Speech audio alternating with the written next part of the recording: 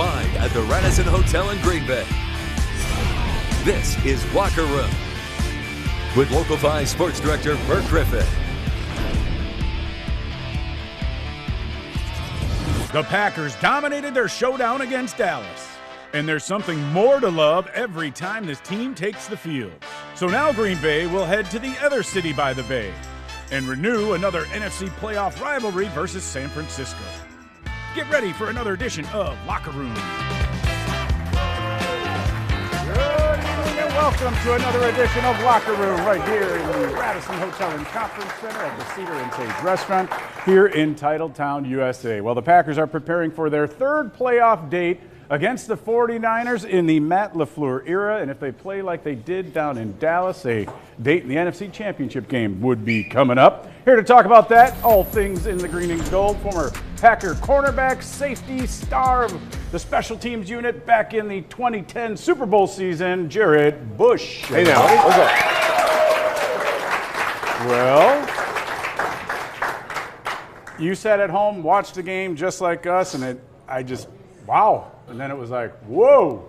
And now it was like, holy cow, they're really going to do this. Yeah. And, yeah. I mean, they jumped all over Dallas right out of the gates. Yeah, I mean, Bert, I was impressed. I love the fact that, Jordan Love did his thing. The offense is finally clicking. And we know what we knew. Aaron Jones was the engine of that offense, allowing them to run the ball, establish that running game, and knowing that Dallas had 6 defensive backs back there, which was kind of odd when I was watching film, Berg. It didn't really make sense because you don't have enough weight.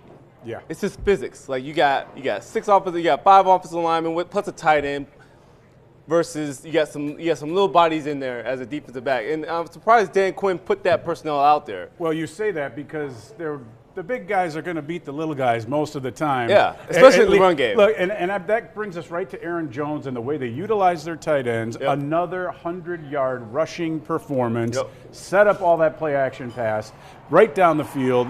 12 plays, 75 yards. They get on the board, and then after getting the ball back again, all of a sudden, it just kept happening for them. Oh, yeah. And I love the fact that they're able to be multi-dimensional, Yep. Bert. The last game, I felt like they came out slinging the rock, against Detroit. And then now this game against a very viable, good, Dallas defense, they ran the ball. Yeah. And so I think it's just showing a lot of versatility. I love the confidence that Matt LaFleur has, as well as the creativity to run the ball and be plain Jane, but still be dominant in the trenches. Big plays from Romeo Doubs. They schemed him open across the middle of the field. I mean, Matt LaFleur simply outcoached Mike McCarthy on the offensive side of the ball. And Dontavian Wicks, another great throw from Jordan Love down the middle for the touchdown. Right. And then, look, Darnell Savage, welcome back. Welcome back. He picked 6 on that one, and it was 27-0. And like Kyle Shanahan said earlier today, he said his team started preparing for the Packers in the second quarter. Yeah, no, I definitely agree. They definitely put their best foot forward, and that's what you have to do in playoff time. You definitely want to play your best football at this particular time. I think we're all grateful as Packer fans that they did what they did in the beginning of the season to get to where they're at now. Credit to the offensive line, keeping Jordan Love upright in the pocket. And look, the Cowboys made it a little bit interesting by scoring just before halftime. Yeah. Then in the third quarter, Aaron Jones with his 3rd touchdown of the game. Yes. He owns the Cowboys. He does. He loves going back home to his home state. Yeah, and that's awesome, man. We definitely needed Aaron Jones, guys like that, and as well as Jordan Love to be able to make some of the reads that he did on that zero coverage to Dontavian Wicks against Stephon Gilmore. I think that was a great throw. Credit to the offensive line and the running backs, because if Michael Parsons gets to Jordan Love, I don't think he makes that throw. Right. So, well, and look, Luke Musgrave comes up with a huge catch, wide open on that one too. Then ran a dude over to get into the end zone, and then again Dobbs with another unbelievable catch at the end of the game. Over 100 yards for him. Just you could pick any one of those guys as an MVP of the game, if you will. Yeah, and again, credit to Matt LaFleur, man. I think he did a phenomenal job of just being creative and drawing up some schemes to defeat the Dallas Cowboys secondary. A long 15-yard dig to Romeo Doubs, and then that little sneaker play to Musgrave. Yeah. He kind of snuck out there, and he was just wide open. Everybody was like, what's going on here? Yeah. You know? So, again, a lot of creativity, a lot of misdirection, a lot of smoke and mirrors. At the same time, we're going to run the ball down the throat. And I think that's, again, a great game plan that Matt LaFleur dialed up. Well, Musgrave comes from the backside and then comes down the sideline. Yeah. The best part was in Matt LaFleur's postgame where he's giving up game balls and stuff like that. Stayed on his feet. He said, he goes, Luke Musgrave stayed on his feet. All right. Because he's been capable of the big play, but has gotten tripped up a few times going down the field. Yeah. All right. Time now for our U.S. Cellular call of the game, a non-traditional one to say the least. But I think one of the biggest calls was at the coin toss when the Packers said, hey, we want the football and we're going to score. 75 yards, 12 plays, and the Cowboys were playing from behind the rest of the way. The Packers taking the football right out of the gates is our U.S. Cellular call of the game. I don't know there was 10 plays we could have picked. Yeah. But a lot of teams choose to defer because then you get the ball in the second half, and if you get a stop or you have the ball at the end of the first half, you get back-to-back possessions. Matt said, nope, we're going. Yeah, and I think that definitely tells you the type of mindset that he was in. He felt like the confidence that he had in Jordan Love, and as well as dialing up the first 10 plays. I feel like a lot of offensive coordinators, they're going to give you a 15-play script, and they're going to make sure that they hit that 15-play script and they dialed it in, and just a bunch of run plays. Yep. And Aaron Jones does what he does best, and he was allowed them to matriculate the ball down the field. Feel a little tiny bit bad for Big Mike, but in the end, not really. Yeah, I mean, look. I was hoping for a real shootout, and if you look at the numbers, Burke, it was a shootout. Unfortunately, they pulled Jordan Love. Right. So, but if you watch the game, it's a different ball game than the numbers. Yeah, there was some garbage time there at the end in the fourth quarter. Definitely. Yards, 500 yards doesn't mean anything if you've only got 16 points and you're down by 30. So. Right. All right, when we come back, we will go in the zone with Cam Ezer. We'll hear from some of the players in Dallas after that big win over the Cowboys and look ahead to San Francisco.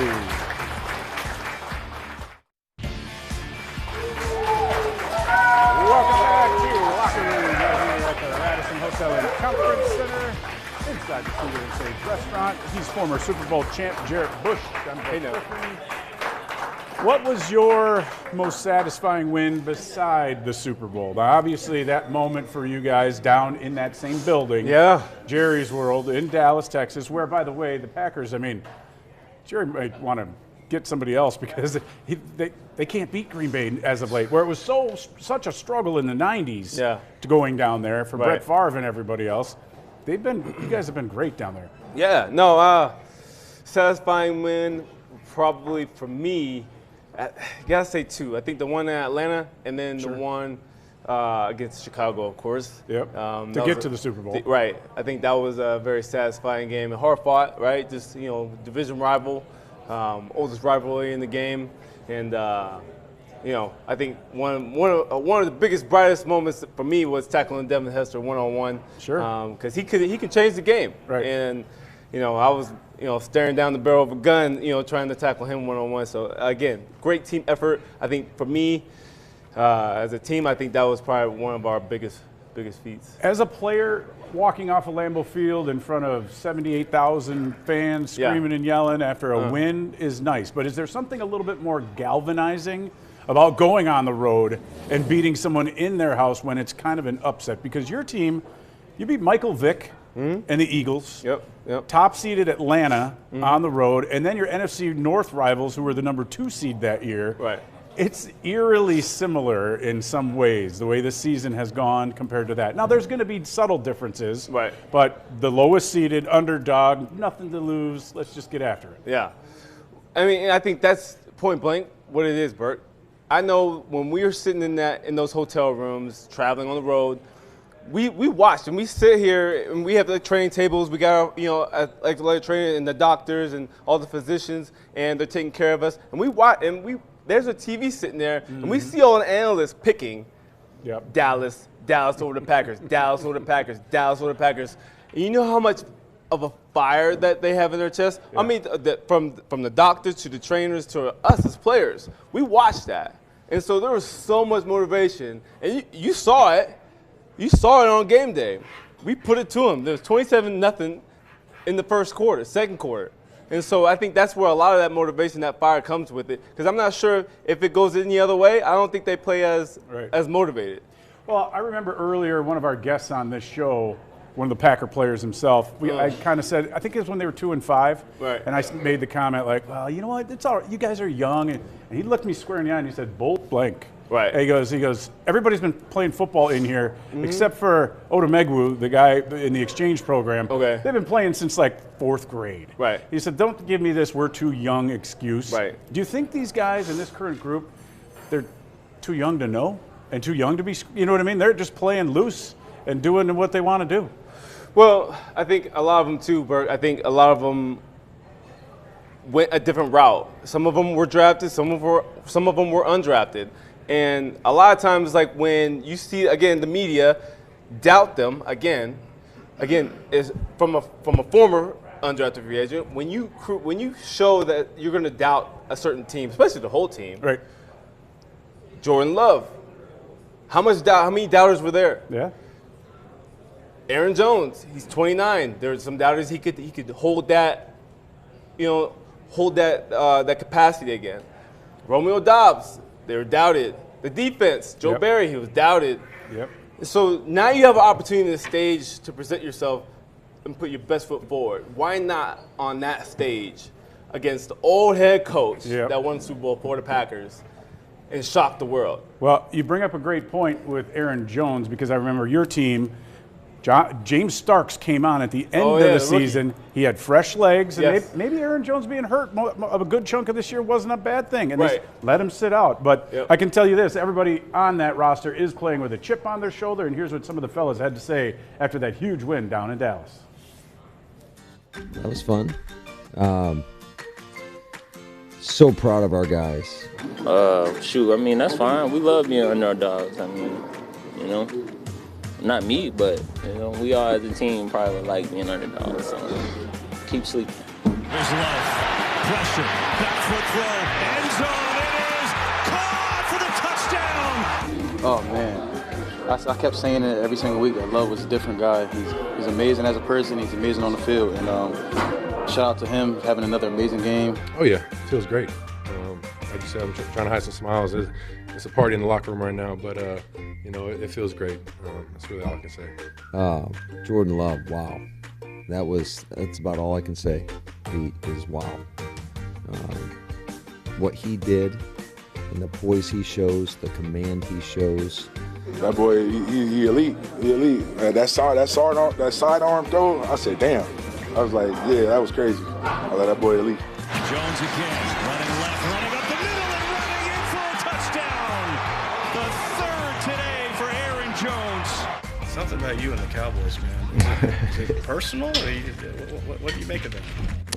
It was a full circle moment. I feel like this is kind of how we got into football. This was my dad's team. This was my team growing up. Dallas is a special place to me. It's just a full circle moment. And, it feels like home. I'm happy for him, man. 100 games back to back, that's hard. He's just our fire starter, and we just keep the flame going. They come into Dallas. They had them their first loss here all year, and the number 7 seed. Proving people wrong, it keeps playing kind of fresh, keeps it kind of like a revolving. It gives you a reason to wake up every morning. So. Again, man, it was an ultimate team win. I support our guys, I support our staff, and I'm just thankful in the end.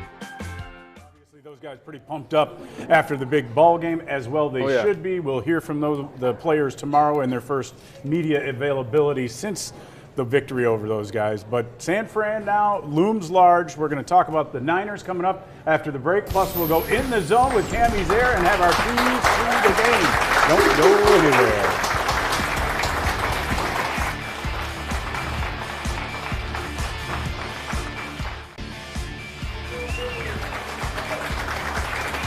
Welcome back to Locker Room. That's a nice chain there. Oh, I know, right? Yeah. All lit up. One of our loyal fans out there of the show, looking sharp out there. There you go. Hopefully, all the lights. Yeah, there it is. Yeah. Christmas spirit all the way. We're gonna. Hey, she's got to wear that until the season's over in February, right? Definitely. Good luck charm. All right. That'll be our good luck charm for us. He's Jarrett Bush. I'm Burt Griffin. Packers, Niners, Saturday night. You kind of knew it was going to be Saturday, and it makes sense because it's on the West Coast since there was 2 Monday night games this week. Look, they are the class of the NFC. And even though Baltimore beat up on them pretty good, and they had a 3-game stretch where Brock Purdy was awful after a 6-0 start, I think they were. Kyle Shanahan, Matt LaFleur know each other. They do. A couple of years ago, 2 NFC championship games, and things did not go Green Bay's way.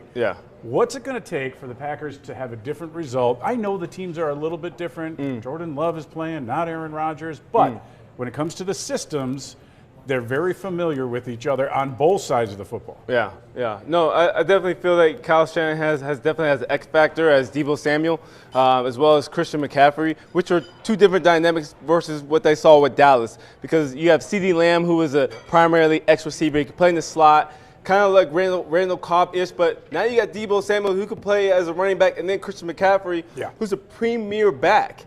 I don't think Dallas had that. You know what I'm saying? So I think it's a huge challenge for Joe Barry as well as for the defense. They're not going to have 6 guys. They got Fred Warner. They have Nick Bosa. They got Chase Young. They have an actual well-balanced, dominant defense. And so this is going to be the true testimony for the Packers. Yeah, they're top 5 in basically every category on both sides of the football. Well, every week on Locker Room, we go inside the locker room. Time now for In the Zone with Cam Ezer, presented by Oneida Nation.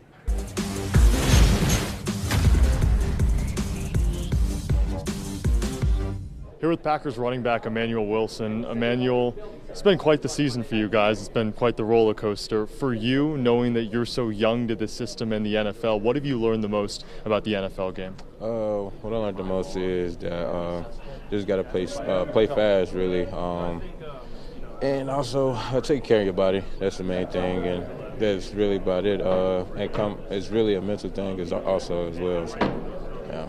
How do you take care of yourself outside of the game? What is your routine like on a day-to-day basis? Day-to-day basis, really I just be in my Bible to keep my mental fine, and also take care of my body. I come in here on off days and just get in the tubs, and that's really about it. Sometimes I'll be playing the game just to keep my mind off football as well. So you got to have a life outside of football. So you talk about that life outside of football, outside of taking care of your body and reading your Bible. What does a life look like for you outside of football? I call my son, talk to him almost every day, send him text messages early in the morning, talk to my mom, my brother, just be involved with my family, really. So, and also I'll be messing with Carrington Valentine, and he lives right down the hall from me, so I'll be getting on his nerves. So that's really what I'll be doing, though. There we go. So you're a family man. Yeah. This team, it seems like it's been a family throughout the season, through wins and losses. They've stuck together. Is it cool that you kind of have a family within the locker room too? Yes, sir. Mainly I'd be talking to AJ and Aaron most of the time, but being around all these guys is a blessing as well, just learning from all the vets, and even Jair too. He's a different type of person, but he keeps me uplifted and everything here, so it feels very good. You talk about that running back room, during your injury process and now throughout this entire year. How much have you learned from the other guys in this running back room? I learned a lot, honestly, as far as pass protections. Also them telling me just to be me, be myself. That's what got me here, so they tell me to continue to do that and I'll be fine. And last one for you. Has reality set in that you're in the NFL? Is it still really darn cool? Yes, sir. It's really cool. It's a dream come true. Every day I come here and be like, dang, I'm really in the NFL, looking at the G and looking at players that I've seen on TV since I was in college and high school. So, yeah, it's just a blessing. All right, thanks, fellas. When we come back, we'll have our keys to the game in San Francisco. Don't go anywhere.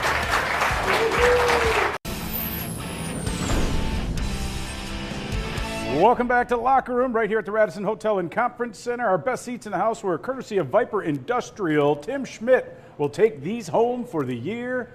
Next season, do the same. Get online and register to win our best seats in the house. Time now for our keys to the game, brought to you by the Dispensary Contain CMC. Christian McCaffrey led the entire league in rushing this year. You got to start fast on the road, just like Dallas. Play to win the game. Definitely. Got to protect Jordan Love. You got to dominate defense. You got to keep him upright. So Jarrett Bush, I'm Burt Griffin. Thanks for tuning in to Locker Room. We'll see you next week. So long. Thank you for watching Locker Room.